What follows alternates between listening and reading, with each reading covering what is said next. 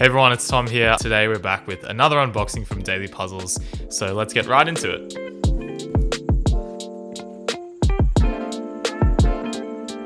Okay, so as you can see, inside we have three new very cool 3x3s. As usual inside, this is just some tools and a pamphlet and a stand, but let's get into the cube itself. So if you don't already know, last year the RS3M 2020 blew up. A lot of people were using it and it was really a nice budget cube. And so this is the new 2021 version. I'm not exactly sure if they've changed the pieces or the big design itself, but the new maglev upgrade has a new dual adjustment system. So yeah, I guess what they're trying to go for is just another RS3M, but a bit more premium and a bit more customization. So let's just give it a go though.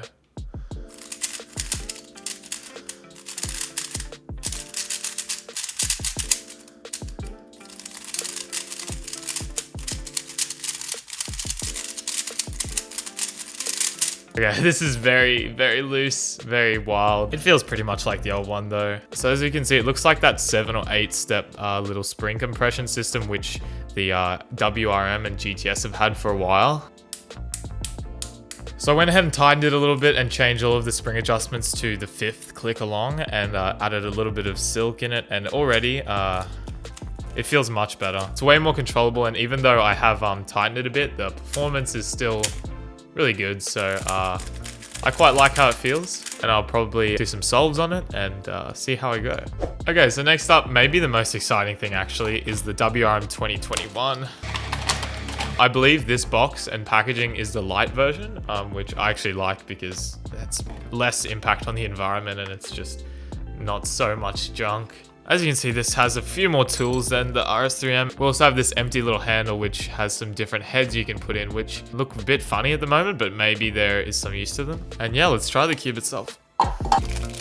So compared to the WRM 2020, which I used quite a bit, as you can tell by the logos, this one actually has primary on the pieces rather than just the internals like the old version. But yeah, let's try it out.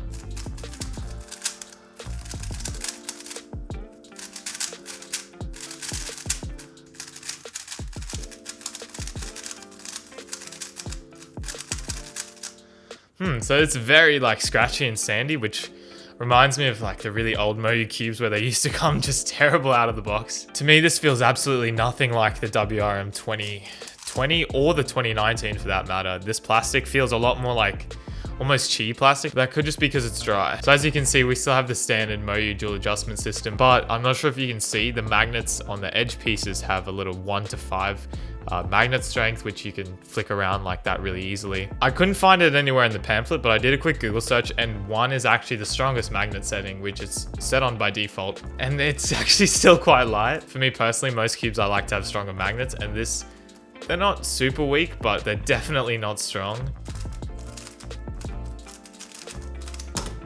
Okay, so after lubing it a bit, it does feel a lot better. The sandy feeling's mostly gone and it does feel quite nice. I honestly feel like if this stronger setting had a bit stronger magnets, I would really like it. But it feels nice so far. I'll do some solves on it and there might be a review of this coming, who knows. Finally, another GAN box, this shiny thing, you know what's coming. We've got a bunch of tools in here. I do actually like this GAN bag. This is a nice color. I feel like they should do all of them like this. That looks very clean. And voila. So this is in fact known as the GAN 11M Pro Mini, and it's 53 millimeters, which is the smallest cube GAN's ever made, I believe. I think I have reasonably average size hands, and this is pretty small. But yeah, other than that, it looks exactly like GAN 11. So let's try it out.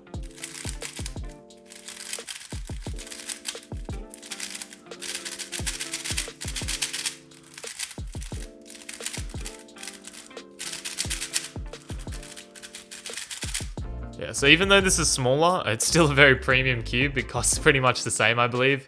And GAN always does a good job of making them feel, nearly perfect out of the box. I honestly would be happy to use this right now if my hands were smaller. Inside, this is the new GES Pro system, I think it's called. With this center adjustment, you basically use this tool, and the lower the number, the less center travel, which basically means less flexible and will not pop as much. Twist that around and it clicks, and then I just nearly broke it all off. Also, while I'm doing this, I've had this whole thing just explode out of the cube like 3 times. So yeah, that adjustment system gives a fair bit of customization, but I actually really like how this comes. It's got decent tensions and it was on the second center travel setting, so that's nice. So yeah, all of these cubes feel pretty nice and they actually cover a wide range of the market. But overall, I was pleasantly surprised with each of these, and I might do a review or a comparison or some video of the sort on a couple of them. Of course, as always, these cubes were sent to me by the wonderful Daily Puzzles, so make sure to go check out all the links in the description to check them out and also buy any of these cubes. This video wouldn't be possible without them,